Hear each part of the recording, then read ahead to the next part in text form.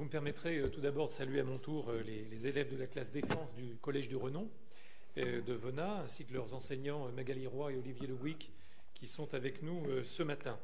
Je veux dire aussi que c'est une classe défense qui participe pour beaucoup à ces temps mémoriels qui jalonnent l'année 2024, essentiel, comme l'a rappelé notre collègue Nathalie Bard, et ce sera d'ailleurs encore le cas le 12 juin prochain à Venat, où 9 hommes ont perdu la vie assassinés en 1944 par les forces répressives allemandes et françaises.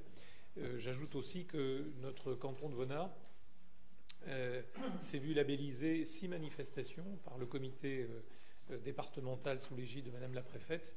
C'est un record à l'échelle de ce département. Je voulais, Monsieur le Président, vous dire que les habitants du Val-de-Saône n'en peuvent plus. Ils n'en peuvent plus à force de bruit, à force de piqûres, à force de démangeaisons qui sont devenues leur quotidien depuis des semaines, sans compter d'ailleurs le risque de maladies virales ou parasitaires.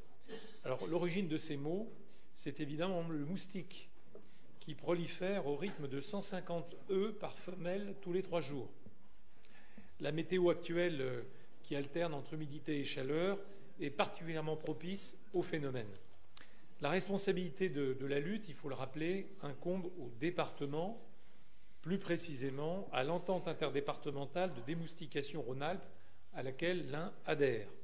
Alors face à cette urgence qui, en vérité, se répète chaque année peu ou prou, certaines communes ont demandé, je le sais, à rejoindre le groupement sans être entendues, me disent-elles, faute de moyens, semble-t-il. Il en va pourtant de la santé et de la qualité de vie des habitants au quotidien. D'ailleurs, en son temps déjà, Flaubert nous mettait en garde contre le fléau. Moustique, disait-il, plus dangereux que n'importe quelle bête féroce.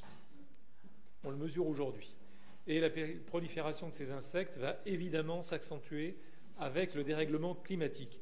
Il faut donc anticiper, il faut, je crois, élargir les zones de lutte.